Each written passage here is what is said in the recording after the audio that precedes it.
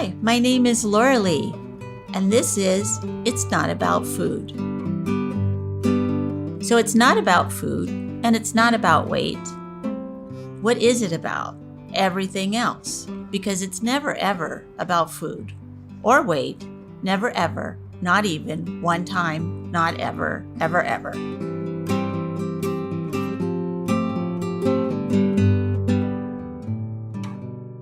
Hi, everyone. This is Laurelee Roark. This is the Not About Food podcast. Hope everybody's okay out there. Today, we're going to talk about the Body Love card, Nurture. The front of it has the goddess on it with her putting her arms around herself and sort of loving herself and nurturing herself.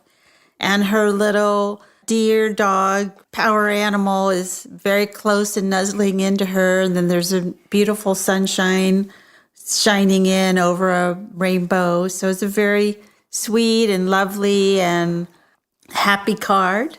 What it says is nurture means to provide true nourishment for our body, minds, and souls. When we become more present and aware of our needs, it is easier to define what feels good to our bodies and ourselves and what is nourishing to us. When we stop hating ourselves and start practicing loving kindness, it is easier to take care of ourselves in nurturing ways. So one of the things that I know that worked for me and works for my clients is to have the idea that we take care of what we love. And before my recovery, I didn't love my body. I didn't love myself. I didn't like anything about me practically. And I always thought I should be better or different. And when I finally realized that I just needed to love myself as I was and love the body that I had, it made it easier to feed myself what I really wanted. It made it easier for me to do what I really wanted to do. And it made it easier for me to love and take care of myself. So I know that for me, that was a really big thing, was that I would take care of what I loved. And so then that made me realize where I needed to work was to love myself more. So today we have Anna. She's going to talk about how nurture, how that idea helped her with whatever she's had to deal with in her own personal life, and then how she talks about that and uses that for others. And I'm very glad that she's here today. She was on the Beyond Hunger board and was such an integral part of our board work for so long and got us into some really great fundraisers. We did a yoga fundraiser. We did a thing out in San Francisco at Crissy Field for a fundraiser. We had a lot of fun doing stuff. So I was really, really happy. And she came from a long way to come to board meetings, and I really always appreciated that. So I'll let her introduce herself, and we'll go from there. Thank you for having me, Laurelee. I'm very happy to be here. I'm Anna Bohbot. I live here in the Bay Area, and pretty long story. Originally from San Diego, came up here for college. I went to Cal. Food was always a really big part of my life.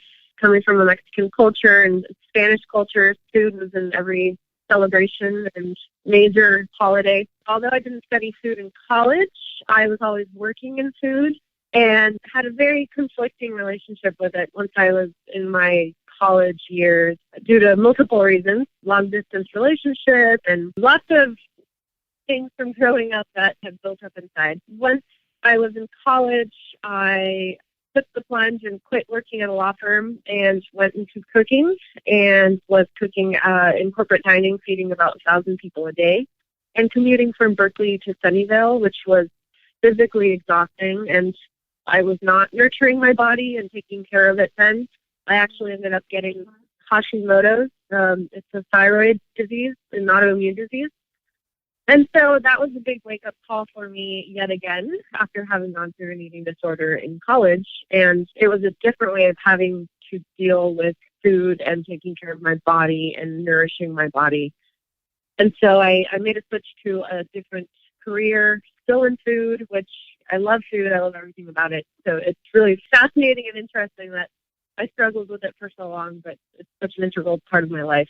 As part of my healing process, I actually signed up for a holistic nutrition course or certification at Bauman College in Berkeley. And that was very helpful for me because it helped shift my perspective to look at food as medicine and food as healing and food as energy for the body, rather than thinking about carbs, protein, fat, calories. It was a very, very helpful a shift in my mindset about how to look at food. One other major milestone was also going abroad. In Europe, there's this very relaxed approach to food. They don't look at the nutrition facts. Food is something to be enjoyed. Food gives you energy. They stop when they're full. They don't eat too much. I stayed on a farm for about a week in Tuscany, and we had to cook every day because the farm owner ended up breaking her ankle. So I went from not eating a lot and starving and sometimes purging and to having to cook for everyone, because then that wasn't an option anymore. And it kind of reset my mind about providing for others and that food was sustenance for everyone on the farm. And it was not about calories. It was not about carbs, etc. Right. So that was a huge shift for my mind also. To me, that's like a beautiful story of how we put food in its proper place and not in its place that is something that we have to push against. In other words, we put it in the place where, no, we need to eat food in order to live. And it tastes good and it smells good and we can share it with others. And it's a wonderful thing. You had to be put in a whole other society or community in order to get that. Yeah, which is kind of crazy if you think about it. So after that trip, I came back. I had new life in me, and I stopped purging, and I was convinced that I needed to help others with teaching them that eating healthy was not going on a diet. It just meant eating seasonally, eating real food, and being in tune with your body. And so I started a catering business, and that was my mission statement. Eating healthy does not mean going on a diet. It's eating real food. I love it. And after my catering business, I started teaching healthy cooking classes just to show people that eating healthy is approachable, and it doesn't mean going on a diet. It means eating a rainbow of vegetables. That is eating healthy. It doesn't mean you deprive yourself of anything. And I started teaching healthy cooking classes in English and in the Latin communities through the Heart Association. I ended up writing several cookbooks as well. And although some of the cookbooks have like a tag diet name on them, which was more of the publisher's influence, the recipes are actually very whole foods approached. And we believe in real food. We don't believe in highly processed food, so you don't see any like non-fat dairy products and fake cheeses and things like that. Well, and I think that the diet industry has co-opted so many of our words, like healthy eating means dieting, or even dieting means restricting, when diet just means what you ate, what you eat on a certain day. That's your diet for the day. It doesn't mean losing weight or being younger or faster or stronger or anything. It just means, oh, that's that person's diet. That's what they ate. Yeah, I remember there was this one moment that I'll never forget when I was cooking and I was on my break and I made a huge salad with like chicken and veggies, and somebody goes, "Wow, are you on a diet?" And I'm like, "What? No, I'm just eating healthy." Yeah. I'll never forget that I'm moment. just eating. It stuck with me. Yeah. I'm just eating lots of veggies because I love veggies. And right. It was pretty funny. Yeah. Well, that is the $3 billion diet industry that has done that, has co-opted our words and our actions so that everybody thinks that's how we are all supposed to talk. It's sort of like right now, clean eating means you're on a restrictive diet. That's what that means. But it's really just means that you're eating whole foods, really. Yes, exactly. I was listening to something on the podcast too, and I think that self-hatred and making yourself feel guilty for when you do not eat whole foods, it's all about balance in the long run, and it's okay to have a treat and enjoy it. Of and course. Not making yourself feel guilty.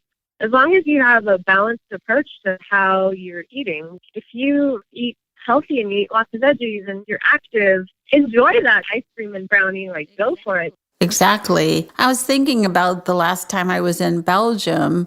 They have really good food in Europe, obviously, but they're known for French fries with mayonnaise. But they also are known for chocolate. So I ate a lot of French fries with mayonnaise and a lot of chocolate until I didn't feel so good anymore. And it's not that the the French fries and mayonnaise and chocolate wasn't good. People were eating it all around me. They just weren't only eating that like I was. Yeah. So Right. I had to Exactly. really realize, oh, I can have this anytime, just like they're having it anytime. And that was a big wake up for me too. It's sort of like, if you just only eat this, that's probably not going to feel good. So why don't you just not eat only that? And it turned out well. Good. That's a great perspective. The one thing, too, with regard to the body love card for nurture, so the idea of food as energy and fuel for your body and taking care of your body, like being mindful of not just what you eat, but being mindful of how you feel. Did you get exercise because you're exhausted? That's okay. Just don't crash and burn because you feel like you have to get an exercise. Right. Just thinking about being in tune with your body, I guess. That's one of the main takeaways for any aspect of life is you should always listen to your body because your body's telling you that for a reason. Yes, exactly. And what's nourishing all around. It's not only intuitive eating, it's also intuitive sleeping and intuitive exercise and intuitive work and intuitive home life and intuitive drinking water. It's like you listen to the true self and what it's asking you for. Yeah. And one part from the card as well that really spoke to me is the sentence, when we stop hating ourselves and start practicing loving kindness, it is easier to take care of ourselves in nurturing ways. I remember hating my body, telling myself, ugh, I look so gross. Like gross was one of the key words that I realized was my negative trigger word. Gross, fat, ugh. In reality, like it took a long time to realize every body is going to be different.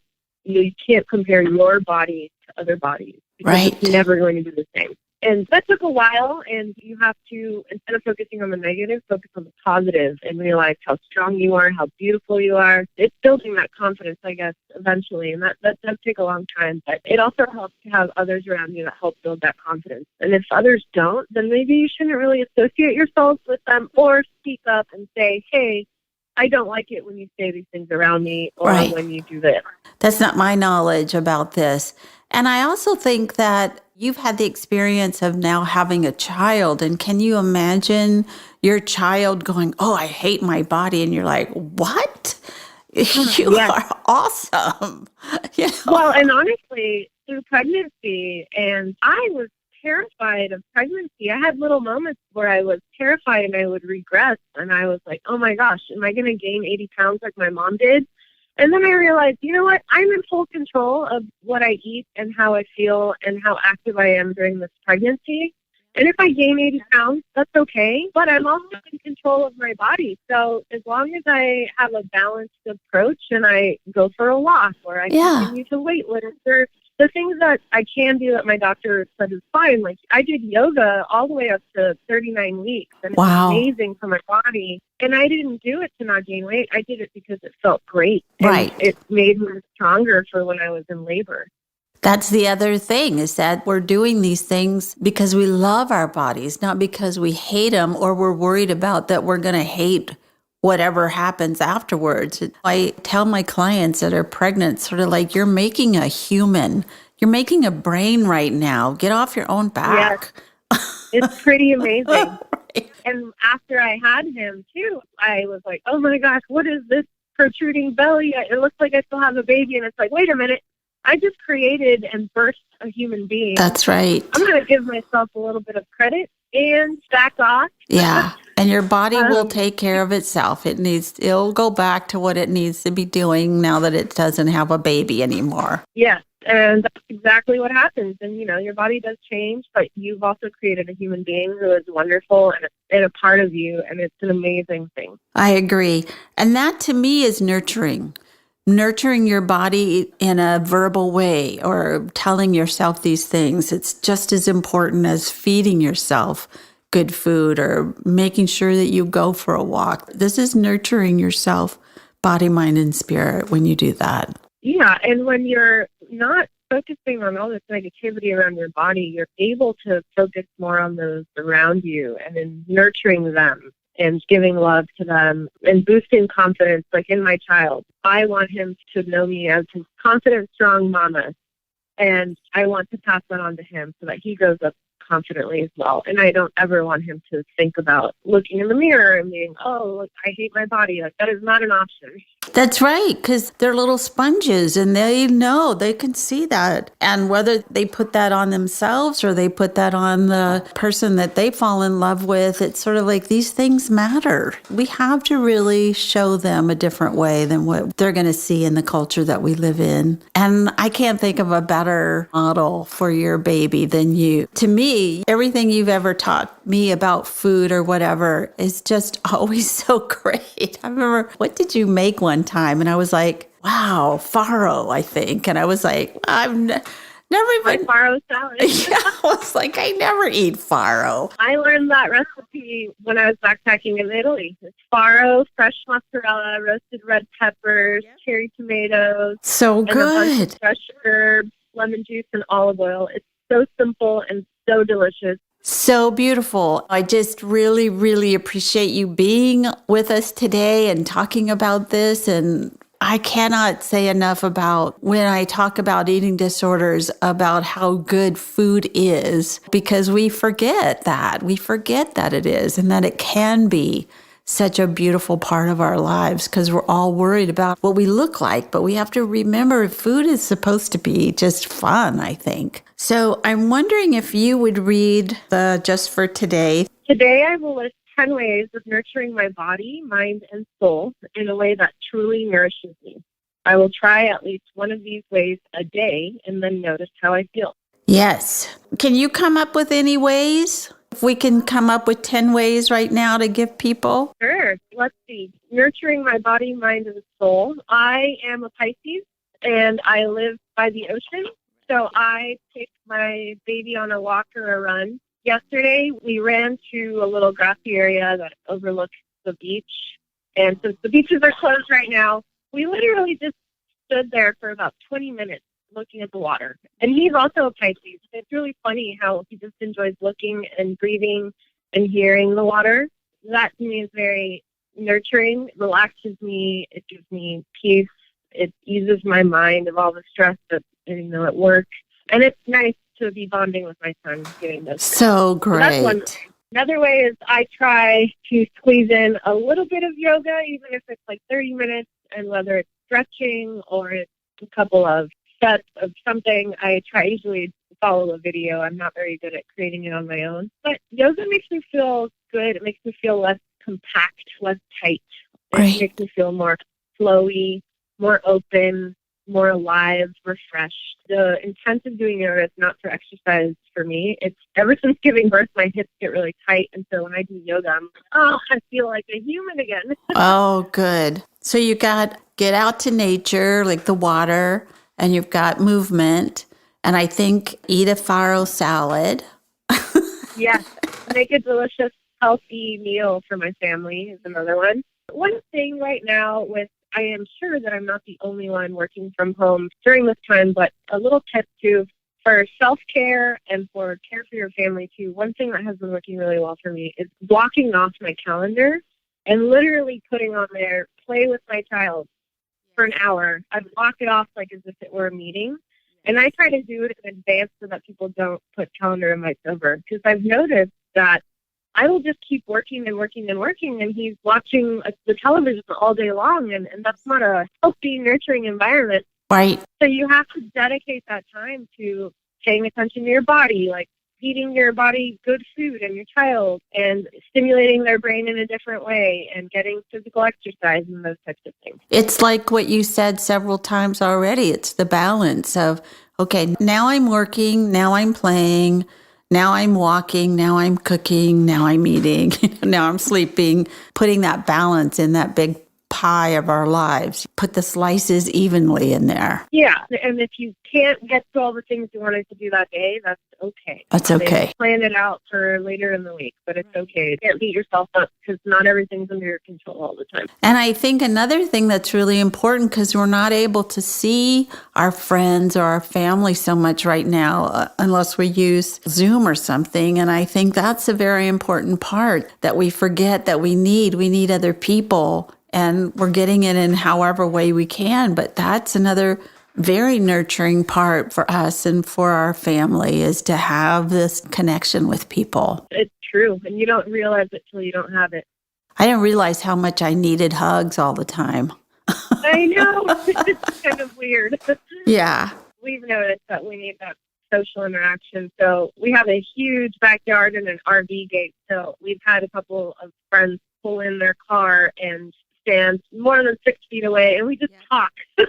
I love that. Talk. It makes such a difference when it's a physical interaction rather than virtual or on a Zoom conference. And then I think another part in here that sometimes we forget is to play. It's to let ourselves just be silly and dance around. Or you have a little boy that you can play with, which is so great. But if you don't have a little boy or a little girl, find a way to play. Do something really silly. Yeah, that's a great point. I think it makes you enjoy the little things in life, and it reinvigorates you in a way, too. If you are doing Zoom calls, then maybe make it a themed Zoom call and have everyone wear a crazy hat or costume. Yes, that's such a great idea. That in itself will make people laugh again. We're all having a hard time. Yeah. I like a person who was on a Zoom call that made herself into a potato, and then she couldn't figure out how to make herself back into a person. So she had to do the whole Zoom call as her as a potato. That was hysterical. Anyway, so we're going to wrap this up, but I again, appreciate you being here, and I'm so impressed with all the things you've done. And on the show of the podcast, I'm going to put the little story that you wrote, and because it's so beautiful. You just really have come a long way. We all have a long way to go, and I'm glad that you're here in the world doing this work. Likewise. Thank you very, very much. Thank you, Anna. Thank you for listening. And be sure and follow me on Patreon, Instagram, Twitter, Facebook, and itsnotaboutfood.com. Thanks.